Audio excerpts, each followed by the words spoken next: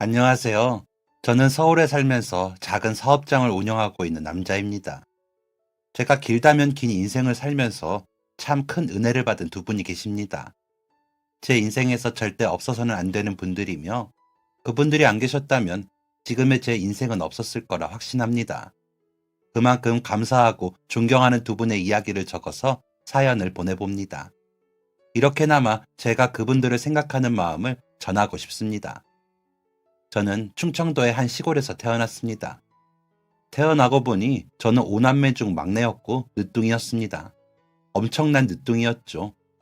그때 부모님 연세가 50이었고 큰형이 군대에 있을 적이니까요. 애들 귀한 시골에서 저희 남매는 마을의 마스코트나 다름없었습니다. 성인인 큰형부터 중학생인 넷째 누나까지 마을 어르신들의 귀여움을 한몸에 받고 있었습니다. 애가 몇이나 있는데 생활이 어려운 저희 집을 위해 마을 할머니들께서 아낌없이 이것저것을 나누어 주셨습니다. 옥수수도 삶아서 주시고 팔지 못하는 상태가 나쁜 감자들도 모아서 주시고 밭에서 딴 상추나 고추를 주시기도 하고 베갯잎을 손수 꿰매어 주시기도 하고 장서는 날 저희 중 하나를 데리고 놀러 가기도 하셨습니다. 그런데 그렇게 다 큰 애들도 예쁘다 예쁘다 하셨는데 세상에나 제가 태어났으니 얼마나 예뻤겠어요. 애기 울음소리 하나 없이 앓는 소리만 가득했던 마을에서 저는 그야말로 잘 찾아온 손님이 아닐 수 없었습니다. 어머니는 저를 데리고 매일같이 마을 회관으로 가셨습니다. 가고 싶어서 가신 날도 있었지만 가기 싫어도 할머니들 성화에 안 데리고 나갈 수가 없었다고 하셨습니다. 어머니가 저를 뱃속에 품고 계셨을 때에도 할머니들이 어찌나 어머니를 극진히 모셨는지 모른다고 하셨습니다. 옆집 할머니는 어머니가 출산을 한 달 앞두자 기르시던 닭을 잡아주셨다고 하니 그거면 말 다 했죠 뭐.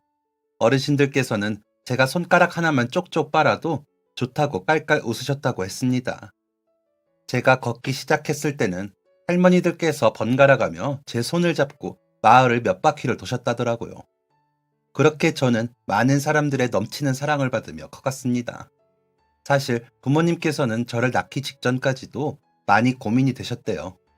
마을에 제 또래도 없고 춤구석이니 제가 잘 클 수 있을지 걱정이 되셨나 보더라고요.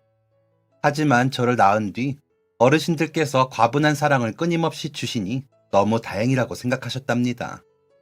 하지만 그 마음도 그리 오래가진 않았습니다. 자라나는 저와 반대로 마을의 어르신들은 이승에서의 삶을 정리하고 계셨습니다. 제가 5살쯤이 되었을 때 마을에서 장례식을 한 달에 한 번꼴로 석 달을 연달아 한 적도 있었습니다.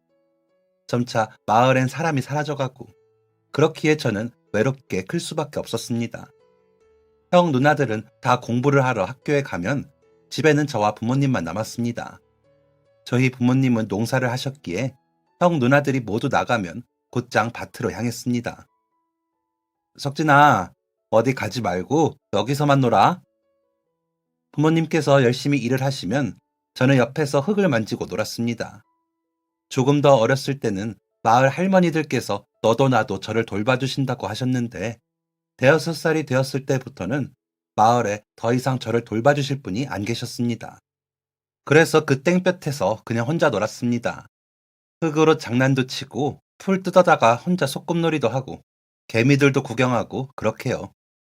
그렇게 형 누나들이 학교에서 일찍 끝나는 토요일부터 학교에 가지 않는 일요일은 천국이 따로 없었습니다. 너무너무 신이 나고 너무너무 재밌었습니다. 그냥 집에서 형 누나들이 있다는 것만으로도 행복했습니다. 그 중에서도 특히 큰형이 제일 좋았습니다. 큰형은 군대 제대 후에 공장에서 일을 했습니다.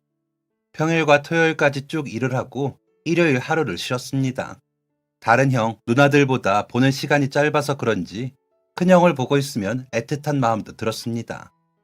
큰형은 일주일에 딱 하루를 쉬는데도 그 하루 동안 최선을 다해서 저랑 놀아주었습니다. 같이 그림도 그려주고 시내에 데리고 가기도 하고 산에 올라가기도 했습니다. 누나들은 맨날 공부한다고 저랑 놀지도 않았는데 그래서 큰형이 가장 좋았습니다. 그러다 제가 초등학생이 되기 직전에 저희 가족은 이사를 가게 되었습니다. 여러 이유들이 있었지만 가장 큰 이유는 바로 저였습니다. 같이 초등학교 다닐 형제가 있지도 않았고 부모님 연세도 있으시고 뭐 그 밖에도 농사 문제도 있고 하니 큰형도 공장에 다니겠다. 둘째 누나도 시내 쪽에서 일을 하게 되어서 더 나은 생활을 위해 이사를 했던 것이었습니다. 그리고 이사하고 얼마 지나지 않아서 아버지의 건강이 안 좋아지셨습니다. 기침을 많이 하고 가래도 생기시고 가끔 호흡하시는 것도 불편해 하셨습니다. 어린 시절 기억나는 것 중에 하나가 있는데 아버지가 기침을 엄청 많이 하시는 와중에도 담배를 피시는 겁니다. 그래서 제가 울면서 아버지 담배를 다 씹어먹은 적이 있습니다.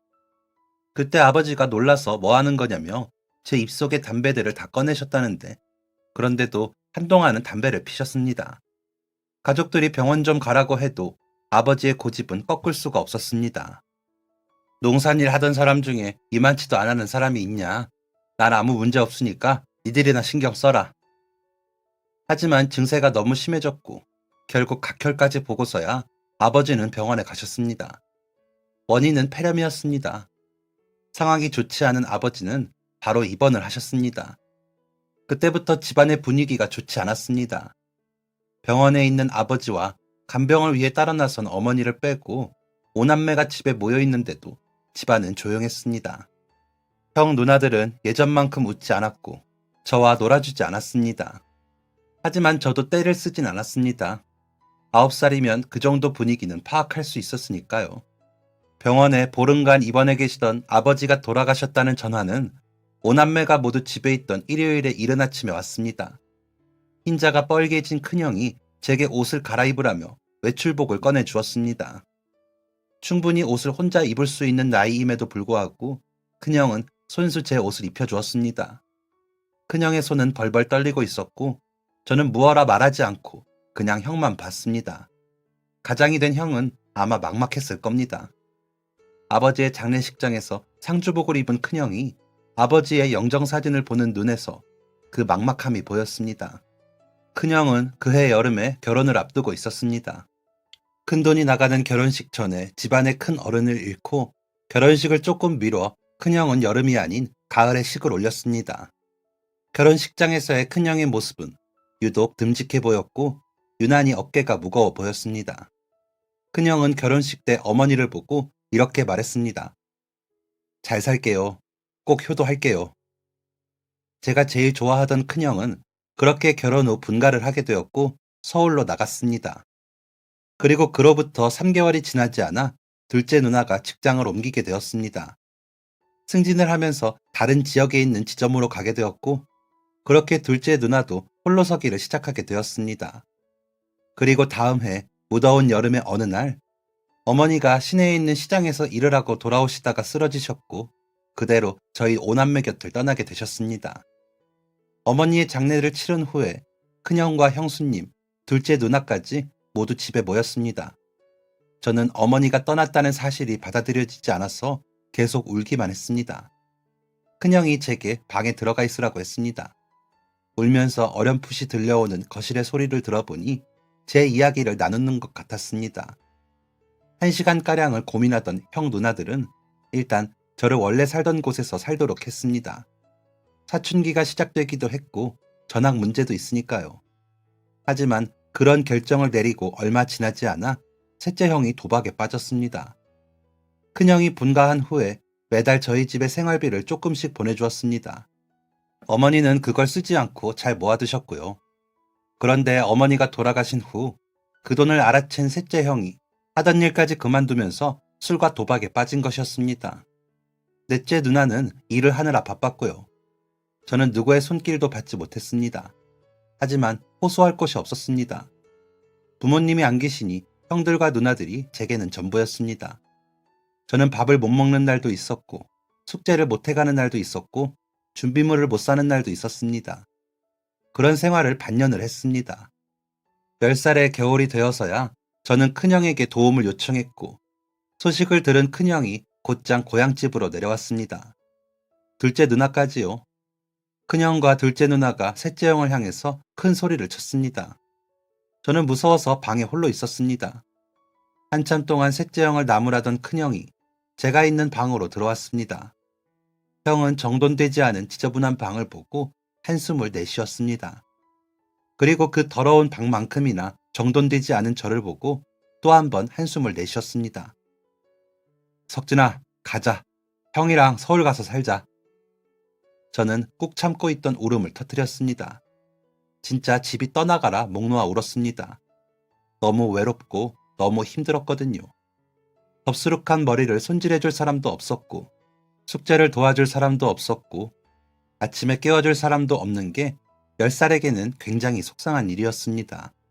저는 그날 곧장 큰형을 따라서 서울로 올라갔습니다.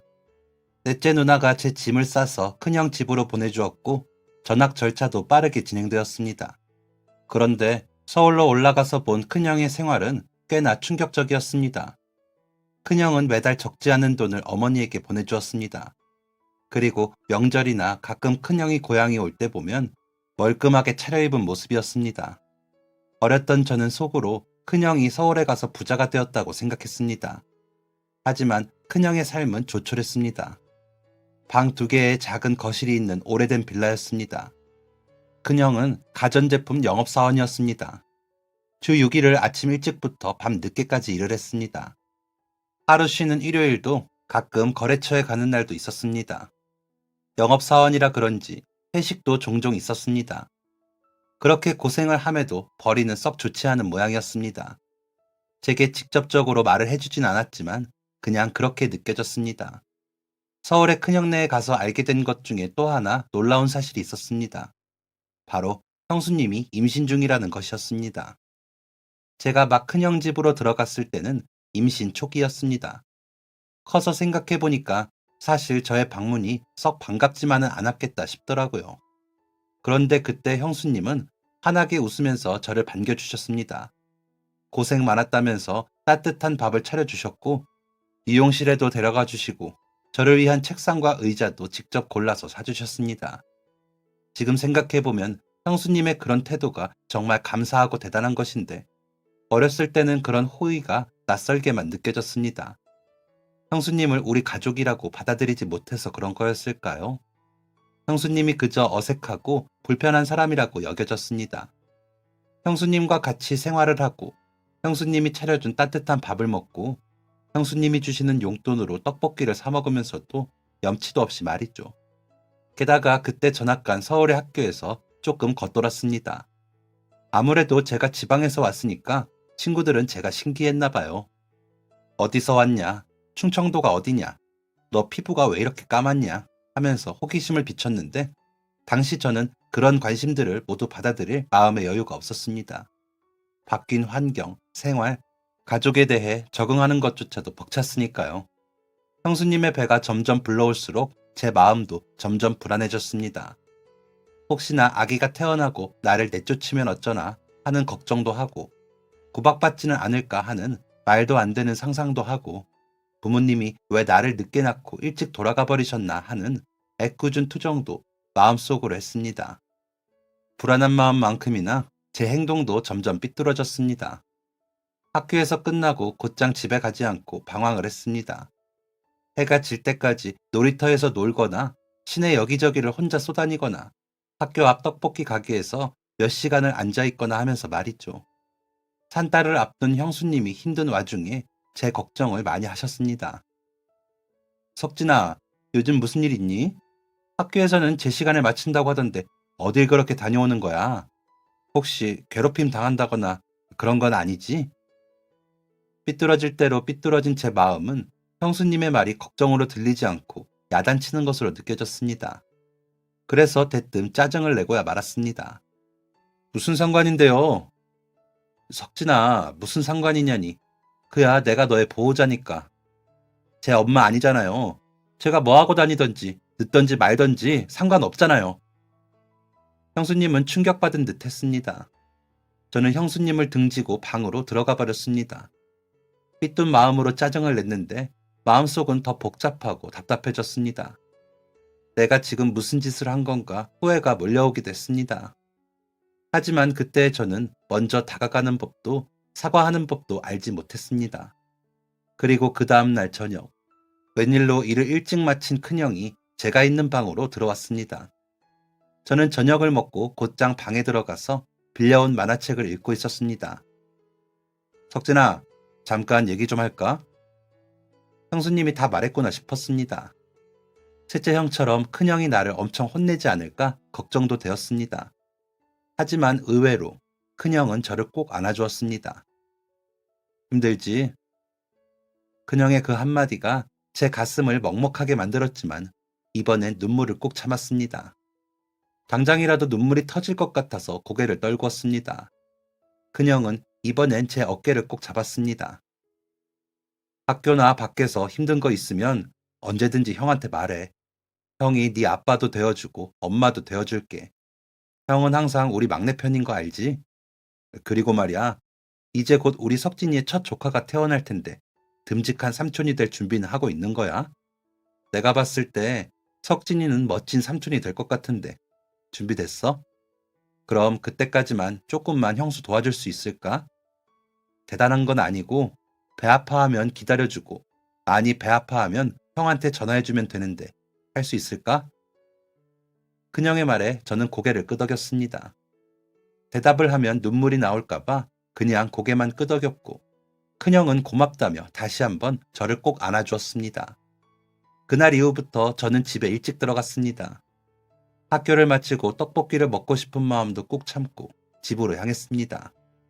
집에 가서 뭔가를 한 건 아닙니다. 그냥 평소처럼 만화책을 보거나 숙제를 하는 게 전부였습니다. 달라진 점이 있다면 방이 아닌 거실에서 했다는 것입니다. 그냥 말대로 형수님이 아픈지 아닌지 잘 관찰하기 위해서였습니다. 그 생활이 익숙해지니 밖에서 먹는 떡볶이보다 형수님이 깎아주는 사과가 더 맛있게 느껴졌습니다. 그로부터 보름쯤이 지난 날이었습니다. 주방에서 챙그랑하며 무언가 떨어지는 소리가 났습니다. 거실에서 숙제를 하고 있던 저는 놀라서 벌떡 일어났습니다. 형수님이 사과를 깎다가 칼을 떨어뜨리셨습니다. 그런데 다시 칼을 줍지 않고 싱크대만 붙잡고 가만히 서 있는 겁니다.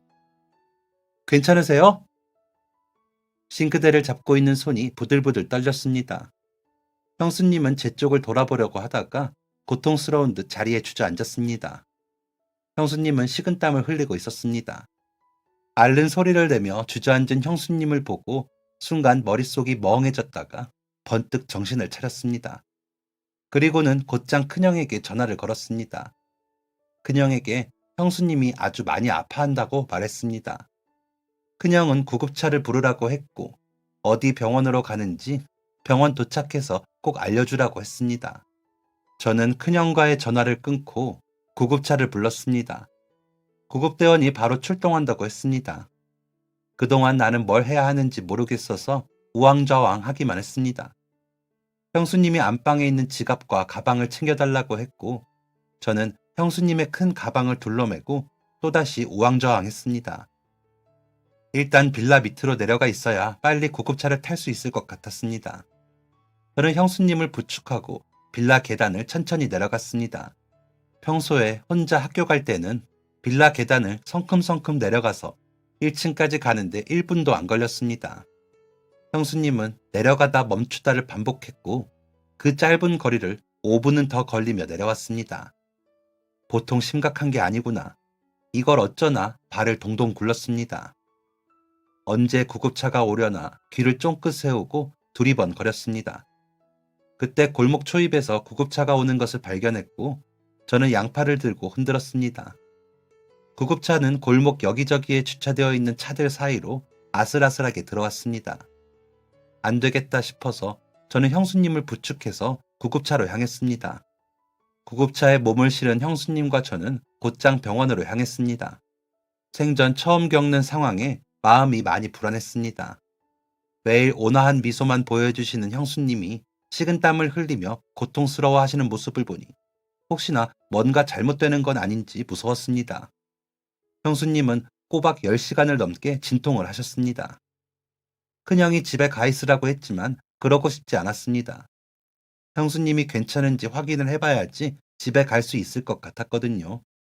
제 생애 첫 조카는 긴 기다림 끝에 캄캄한 새벽녘에 태어났습니다. 동글동글하기도 쭈글쭈글하기도 한 것이 진짜 신기했습니다. 그리고 이 쭈글쭈글한 강아지 같은 녀석의 탄생과 함께 제 사춘기 시절은 완전히 끝나버렸고 생각과 마음도 180도 바뀌었습니다.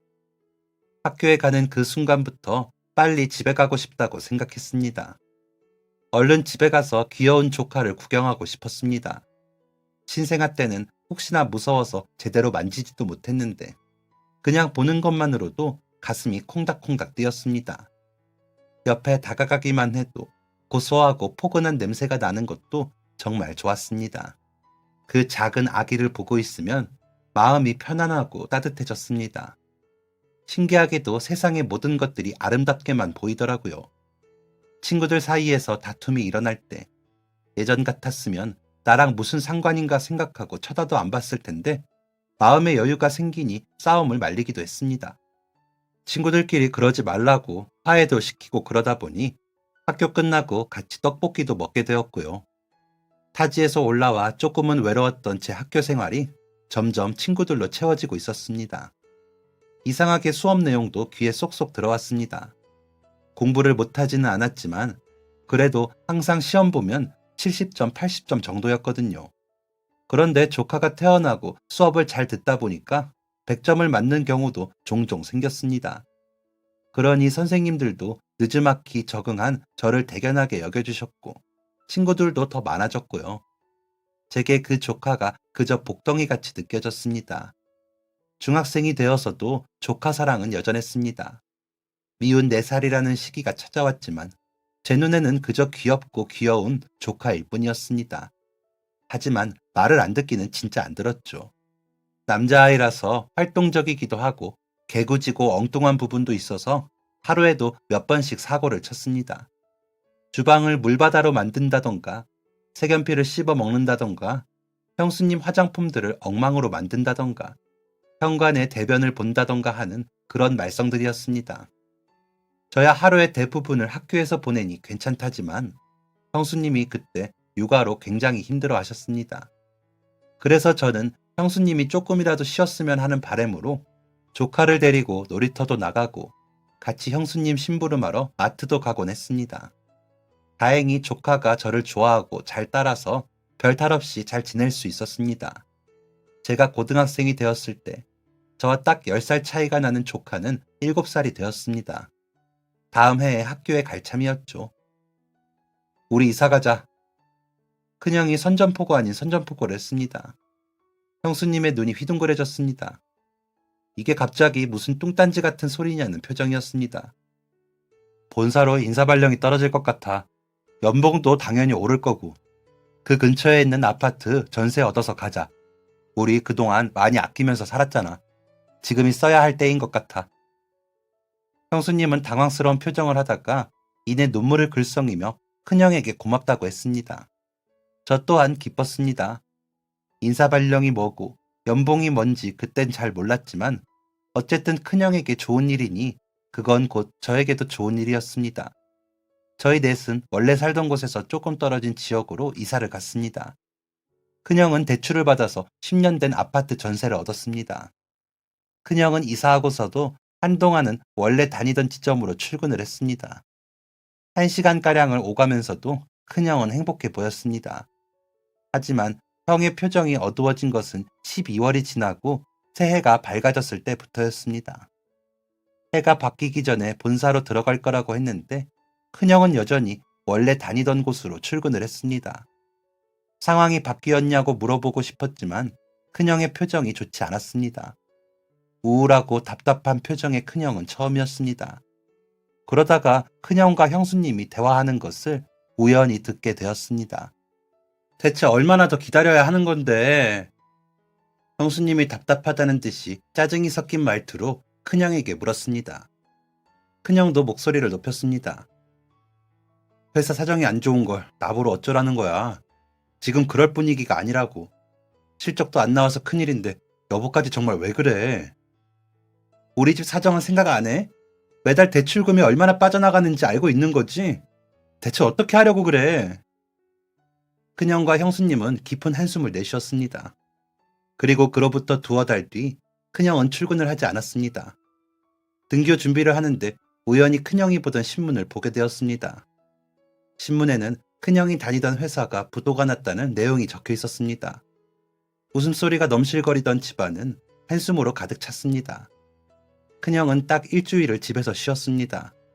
그리고는 다시 밖으로 나갔습니다. 무슨 일을 하고 다니는지는 물어보지 않아도 알 수 있었습니다. 큰형은 새벽같이 나가서 매일 옷에 흙먼지를 뒤집어 쓰고 들어왔습니다. 큰형은 막노동을 시작했습니다. 사실 큰형이 서울에서 영업을 하게 된 것은 큰 삼촌의 힘이 컸습니다. 그땐 이미 큰 삼촌이 돌아가신 뒤였는데 서울서 공장을 운영하던 큰 삼촌이 큰형을 거래처 회사에 연결을 시켜준 것이었습니다. 중학교만 졸업한 큰형이 들어가기에는 벅찬 회사였음에도 회사에서 받아주었던 것이었습니다. 회사가 망한 후 가방끈 짧은 큰형을 받아줄 곳은 없었습니다. 그러기에 막노동을 시작한 것이었고요. 막노동을 한 6개월 했나 그러다가 도배일을 배우게 되었습니다. 막노동 현장에서 몸을 너무 많이 써서 보름간 정형외과를 오가던 큰형이 다짜고짜 도배 사무실에 가서 일을 알려달라고 했고 그렇게 도배를 시작하게 되었습니다. 푼돈 받으며 시작한 도배일도 물론 쉽지 않았지만 정형외과를 들락거리는 것은 멈출 수 있었습니다. 형수님은 조카와 저를 키우시면서 집에서 손부업을 시작하셨고요. 두 사람이 이렇게까지 고생을 하는 걸 보니까 제 마음이 많이 불편했습니다. 제 부모님도 아니고 큰형네에 얹혀 살면서 이렇게 편안하게 발 뻗고 잠을 자도 되는 건가 하는 생각이 들었습니다. 아무리 생각해도 이건 아닌 것 같아서 18살이 끝날 무렵에 큰형에게 넌지시 얘기를 꺼내보았습니다. 형, 많이 힘들지? 뭐? 뭐가 힘들어? 일하는 거, 돈 버는 거 힘들지? 힘들긴 하지. 그래도 어쩌겠어, 벌어야지. 나도 학교 그만두고 일이나 할까? 사실 학교 생활 재밌지도 않고, 공부도 잘하는 것도 아니고, 학비도 나가고, 일하는 게 더 낫지 않을까 하기도 하고, 형이 힘들어 보이니까 생활비를 보태겠다. 이 말을 할 수가 없어서 둘러대다 보니 말이 횡설수설 나왔습니다. 제가 형 눈치를 슬슬 보면서 이런 얘기를 하자 큰형의 표정이 굳어졌습니다. 큰형은 고개를 푹 숙이며 깊은 한숨을 내쉬었습니다. 석진아, 미안하다. 그런 생각하게 해서. 그런데 너 그거 알아? 아버지가 돌아가시기 전에 하셨던 말. 아버지가? 뭔데? 너 잘 챙겨주라고 하셨어. 우리 막내 꼭 잘 챙겨주라고. 난 아버지 유언 들은 거야. 형은 중학교만 나왔지만 너는 대학교까지 보낼 거고 우리 막내 먹고 싶은 거 다 먹게 해줄 거고 걱정 없이 자라게 해줄 거야. 그러니까 학교 그만둔다는 생각하지 마. 너 자신이 정말 원하는 게 아니잖아. 형 때문에, 형편 때문에 절대 그렇게 생각하지 마. 아버지가 큰형에게 그런 말을 하신지는 정말 몰랐습니다. 형에게 미안한 마음도 들고 고마운 마음도 들었습니다. 그리고 동시에 형이 나를 키워준 만큼 내가 나중에 꼭 성공해서 큰형에게 이 모든 걸 다 보답해야겠다고 생각했습니다. 그래서 좀 늦긴 했지만 그때부터 공부를 열심히 했습니다. 대학에 가던 가지 않던 일단 주어진 환경에서 최선을 다하자고 생각했습니다. 고3 되어서 친구들이 진로 결정할 때 솔직히 고민 많이 했습니다. 공부하다 보니 대학교에 가고 싶은 생각이 좀 들긴 했는데 너무 욕심 같더라고요. 그래서 그냥 대학교 생각은 접었습니다. 그리고 졸업 앞두고 취업을 하게 되었습니다. 그때 저희 학교에서는 취업하는 애들은 출석을 인정해 주었거든요. 그래서 그때부터 같은 학교 다니는 친구네 삼촌이 하시는 다이마루 공장에 들어갔습니다. 그때 친구들이 다니던 공장은 거의 기계, 식품 이런 쪽이었습니다. 친구들이 무슨 남자가 다이마루냐고 하기도 했습니다. 저도 살짝 고민이 되었지만 친구네 삼촌이 말씀을 너무 잘하셔서 현혹되어 버렸습니다. 얘들아, 다이마루 하면 계속 먹고 산다. 이건 없어질 수가 없거든. 그냥 삼촌 믿고 해라. 어디서든 써먹을 수 있는 기술이야. 제가 잘 모르는 분야이기도 했고 기술이라는 말에 혹해서 한번 해보자 싶어서 시작하게 되었습니다. 사실 다니면서도 그냥 다른 애들처럼 기계 다루는 곳 들어갈까 했지만 결과적으로는 너무 재밌었습니다. 진짜 상상도 못할 물량을 만들어낼 때도 있었고 그럴 때면 대체 누가 이렇게 옷을 많이 사는 건가 싶기도 했고 친구네 삼촌이 공장 운영하시는 다른 아저씨들보다 젊으셔서 그런지 도전적인 거 많이 하셨습니다. 새로운 디자인 좋아하셨고 가끔은 디자이너 없이 거래처 사장님하고 의견 조율해서 친구네 삼촌이 디자인하기도 했고요. 투박하기 짝이 없던 시골 촌놈이 그때 처음으로 디자인이라는 것에 관심을 가지기 시작했습니다. 그렇게 몇 년을 다이마루만 했습니다. 그러면서 디자인 공부도 혼자 했고요. 뭐 공부라고 할 것도 없이 그냥 서점서 잡지 같은 거 사서 읽어보고 관련된 책 읽는 게 전부였지만요. 시장 몇 바퀴 돌고요. 돈 버는 족족 통장에 넣었습니다. 일부는 형수님 가져다 드렸고요. 제가 성인 되고서도 계속 큰형네서 살았거든요. 조카랑 헤어지는 게 아쉽기도 했고 큰형이랑 형수님도 결혼할 때 나가라고 나가면 다 돈이라고 그냥 집에 있으라고 챙겨주기도 하셨습니다. 아무리 동생이라지만 자식도 있으면서 그렇게 챙겨주기가 쉽지 않았을 텐데 정말 감사했죠. 넉넉지 않고 사는 게 빠듯한 형편인데 저를 그렇게 챙겨주시니 은혜를 꼭 갚고 싶었어요. 그래서 결혼은 늦게 해야겠다고 마음먹었습니다. 계속 집에 있으면서 형수님하고 큰형한테 생활비 보태드리고 돈도 많이 모으고 조카도 더 오래 보려고요. 그런데 그게 어디 제 마음대로 되나요? 거래처 디자이너라는 여자가 저희 공장에 왔는데 제가 반해버리고 말았습니다. 그래서 딱히 볼 일도 없는데 동대문 가서 그 거래처 찾아내서 우연인 척 아는 척도 하고 아무튼 제가 엄청 쫓아다녔습니다. 티 안 난다고 안 냈는데 금방 들통나 버렸고요. 2년 연애하다가 시골렸습니다. 그때 공장 삼촌이 큰 거래처 한 군데와 계약을 하게 되어서 눈코 뜰 새 없이 바빴습니다. 결혼식 준비할 시간도 없어서 허둥지둥했습니다. 아내의 집도 형편이 좋지 않고 저희 집도 마찬가지였기에 결혼식은 소박하게 올리기로 했습니다. 저는 저의 큰형에게 주례를 부탁했습니다. 큰형 말고는 해줄 사람이 없다고 생각했거든요. 그런데 아내가 그러는 겁니다. 그럼 혼주석엔 누가 앉아? 당연히 혼주석에 계셔야지. 듣고 보니 제게는 부모님과 다를 바 없는 큰형과 형수님인데 혼주석을 지키는 것이 마땅했습니다. 그래서 주례는 큰형의 오랜 친구분이시자 학교에서 아이들을 가르치는 분이 해주시기로 하셨습니다. 어떻게 준비를 했는지도 모르겠는 결혼식이 다가왔습니다. 신랑 입장이 그렇게 떨리는 것인 줄 몰랐습니다. 참 짧은 길에 하객도 몇 없는데 왜 그렇게 긴장이 되던지 걸음이 이상하게 걸어졌습니다. 제 뒤를 이어 장인어른의 손을 잡고 들어오는 아내의 모습은 정말 아름다웠습니다. 비록 하객의 수는 적었지만 하객분들이 정말 진심을 다해서 박수를 쳐주셨습니다. 저희는 큰 박수를 받으며 반지를 나눠 꼈습니다. 사실 그 반지는 결혼식을 한 달 앞둔 어느 날 큰형이 제게 준 것이었습니다. 갑자기 이게 무슨 반지냐고 물으니 아직 반지 준비를 안 했을 것 같아서 준비했다는 겁니다. 큰형이 돈이 어디서 나서 이런 걸 샀냐니까 씩 웃으면서 큰형은 갔습니다. 큰형이 준 소중한 반지를 아내와 나눠 끼고 주례사가 이어졌습니다. 정말 아름다운 신부와 신랑입니다. 오늘 결혼식을 정말 축하하며 한 가지 드리고 싶은 말씀이 있습니다. 방금 신랑 신부가 나눠 낀 이 반지는 어려운 환경에서 동생을 훌륭하게 키운 큰형님 부부의 결혼 반지를 녹여서 만든 것입니다. 너무 놀라서 저도 모르게 혼주석을 돌아봤습니다. 큰형과 형수님이 사랑이 쏟아지는 눈으로 저를 바라보고 계셨습니다. 그 이후의 주례사는 하나도 귀에 들어오지 않고 어렸을 때의 기억이 새록새록 났습니다. 큰형이 결혼을 했을 무렵 저는 고작 국민학교를 다니고 있었습니다. 그때 저희 형편이 좋지 않아서 큰형이 뼈 빠지게 일을 해서 반지를 샀던 기억이 어렴풋이 났습니다. 오남매가 둘러앉아 반지를 가운데 두고 이게 결혼 반지라는 거냐며 신기해했었죠.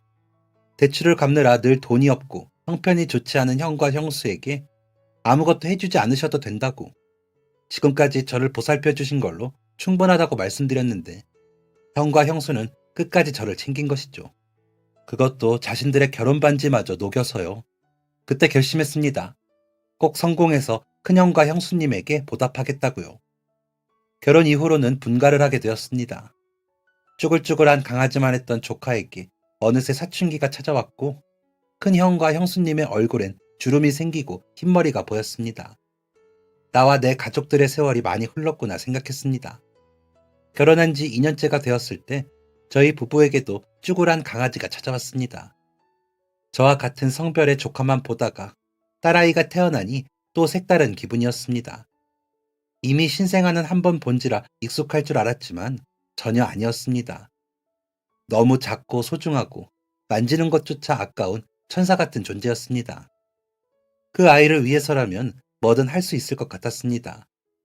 큰형도 조카를 보면서 그런 생각을 했겠죠. 그런데 저희 아이가 태어나고 큰형 내에서 안 좋은 소식이 들려왔습니다. 큰형이 천식이라는 겁니다. 저는 천식은 어릴 때나 걸리는 질병인 줄 알았습니다. 그런데 큰형이 공사판에 있기도 했고 도배도 어쨌든 공사 현장이잖아요. 그렇게 공사하는 사람들이 천식이 많이 온다고 하더라고요. 관리를 잘 해줘야 낫긴 하는데 완치되기는 힘들고 완치되더라도 나중에 재발할 위험성이 크다고 했습니다. 큰형을 위해 뭐라도 해주고 싶었습니다. 하지만 제 코가 석자인 상황이었습니다. 저는 그저 공장에서 일하는 사람이었고 아내와 막 태어난 아기를 먹여 살려야 했죠. 돈만 많았다면, 내가 돈만 많았다면 하는 생각을 맨날 했습니다. 그러던 어느 날, 그 무렵에 스마트폰이 막 나오기 시작했는데 갑자기 머릿속에 뭐가 반짝하더라고요. 그동안 혼자 공부했던 디자인을 써먹을 때였습니다. 저는 아내에게 말했습니다. 우리 사업하자. 아내는 갑자기 무슨 사업이냐며, 돈은 있냐, 뭘로 사업을 할 거냐, 사무실은 있냐 하는 말들을 쏟아냈습니다. 저는 호기롭게 집 근처에 아주 작은 4평짜리 사무실을 얻었습니다. 그리고 그때부터 아내와 둘이 머리를 쥐어짜면서 스마트폰 케이스를 제작하기 시작했습니다. 동대문에서 나름 의류 디자이너로 근무했던 아내와 다이마루 공장에서 일했던 제가 밤낮 없이 아이디어를 내놓았고 그 결과 5개의 디자인으로 스마트폰 케이스를 만들게 되었습니다. 디자인만 제작한다고 전부가 아니었습니다. 어떤 재질의 케이스를 만들지도 문제였습니다. 가장 유행하는 케이스가 어떤 제품인지, 외국에선 어떤 제품을 쓰는지, 튼튼한 건 어떤 건지, 때가 잘 타지 않는 것은 어떤 건지 공부해야 했습니다. 저희의 스마트폰 케이스가 세상에 나오기까지 1달 반이 걸렸습니다. 뭐 사무실 인테리어도 안 하고 책상이랑 의자 떨렁 놓고 시작한 것 치고는 빠른 시간이었지만 저희에게는 애가 타는 시간들이었습니다. 하루 벌어 하루 생활하는 저희에게 1달 반 동안 수입이 없다는 것은 꽤나 불안한 무모한 도전이었습니다. 게다가 저희에게는 끝까지 지켜야 하는 소중한 아이도 있었기 때문이었죠. 하지만 그럼에도 제 사업에 확신이 있었습니다. 불안한 순간마다 제 마음속에 자신감을 끌어올리고 또 끌어올렸습니다. 그 결과 저희 부부가 만든 케이스는 정말 대박을 쳤습니다. 그렇게나 잘 팔릴 줄은 정말 예상도 못했습니다. 첫 달에 100개를 판매하고 둘째 달엔 200개, 셋째 달엔 400개, 매출이 줄어들질 않았습니다. 밤낮 없이 들어오는 주문을 보면서 꿈을 꾸나 싶었습니다. 혹시나 거품이 아닐까 생각하며 중심을 잃지 않으려 노력했습니다. 4평짜리 사무실이 케이스와 택배 박스, 송장으로 가득 찼습니다. 주말도 없이 새벽까지 열심히 포장을 했고 아내는 아기띠에 아기를 안고 집에서 포장을 했습니다. 혹시나 거품인가 했던 매출도 꺼지지 않고 꾸준히 잘 나왔습니다. 사업이 점점 확장되면서 도저히 4평 사무실로는 감당이 되지 않아서 20평짜리 사무실로 확장 이전을 했습니다. 가벽 하나 세워두고 한쪽엔 책상이랑 의자 2개 놓고 다른 쪽에는 포장할 수 있는 공간을 마련했습니다. 포장하며 디자인도 하고 거래처 미팅도 하고 CS 업무도 하는 등 그 모든 업무를 하기에 벅찬 수준이 되었습니다. 그러다 보니 사업 시작한 지 1년 만에 직원을 1명 모시게 되었습니다. 쇼핑몰 경력이 있던 직원이라 그런지 일을 척척 잘 해내 주었고 덕분에 사업을 더 이로운 방향으로 확대할 수 있었습니다. 휴대하는 전자기기가 많아지면서 저희 사업도 더욱 번창할 수 있었습니다. 단순한 그림을 넘어선 다양한 디자인으로 사업이 확대되면서 매출도 올라갔고 저와 아내로 시작한 사업이었는데 어느새 직원들도 여럿을 모시게 되었습니다. 사업이 잘 되면서 순식간에 큰 돈을 모으게 되었고 바로 생각난 사람은 저희 큰형과 형수님이었습니다. 그때도 큰형은 천식 때문에 고생을 하고 있었습니다. 생계 때문에 여전히 도배 일을 하면서 말이죠. 아내와의 상의 끝에 저는 모아두었던 돈으로 편의점을 하나 샀습니다. 차리는 데에는 무리가 있어서 좋은 가격에 나온 편의점을 운 좋게 구매를 했습니다. 그리고 그 편의점으로 큰형을 데리고 갔습니다. 학교 학원이 있는 시내에 있는 편의점이었습니다. 저는 형에게 편의점 운영을 해보겠냐 물었습니다. 저를 멍하니 보는 큰형의 얼굴은 주름이 자글자글하고 까맣게 그을린 모습이었습니다. 괜히 마음이 울컥했습니다. 형이 대답 없이 저를 안아주었습니다. 항상 그랬던 것처럼 저를 꼭 안아주었습니다. 그렇게 저는 큰형과 형수님에게 편의점을 선물해드렸습니다.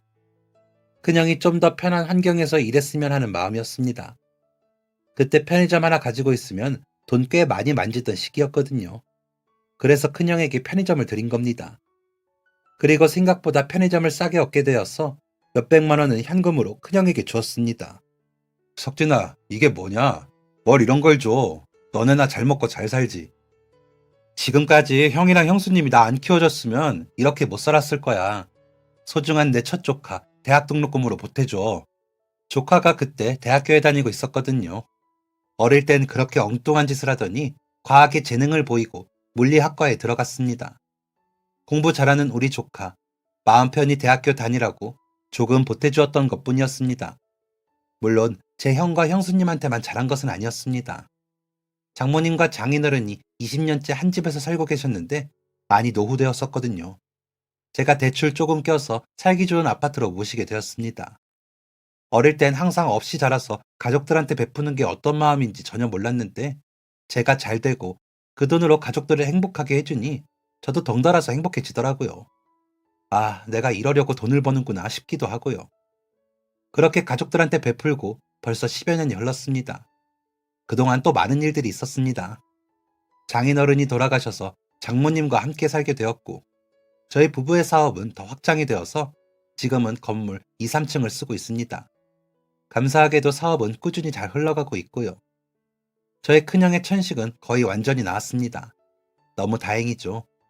편의점도 아직까지 잘 운영되고 있고 조카는 대학원까지 졸업해서 지금은 외국의 연구소에서 일을 하고 있습니다. 제 부모님보다 더 오랜 시간 저를 길러주시고 부모님보다 더 부모님 같은 저희 큰형과 형수님에게 정말 감사합니다. 앞으로 얼마나 더 베풀어야 제게 베풀어 주신 것을 모두 다 갚을 수 있을지 모르겠습니다. 하지만 할 수 있는 만큼 될 수 있는 대로 큰형과 형수님에게 많이 베풀고 많은 사랑을 드리려고 합니다. 아, 조카가 같은 연구원에 있던 여자와 작년에 결혼을 했는데 올해 가을에 아이 출산을 한다고 하네요. 형님에게 반지를 선물 받았듯 저도 조카에게 결혼 반지를 선물했었습니다. 그때 큰형이 정말 많이 울었었습니다. 언제나 청년인 줄 알았던 저의 큰형이 할아버지가 된다니 믿기진 않지만 또 얼마나 쭈글쭈글거리는 녀석이 나올지 기대가 됩니다. 좋은 할아버지가 되기 위해 또 열심히 일을 해야겠네요. 저희 가족 다 항상 웃는 날만 가득하기를 바라며 아주 열심히 일해보겠습니다. 감사합니다. 지금까지 사연 들어주셔서 감사합니다. 사연이 재밌으셨다면 구독과 좋아요를 눌러주세요. 감사합니다. 안녕히 계세요.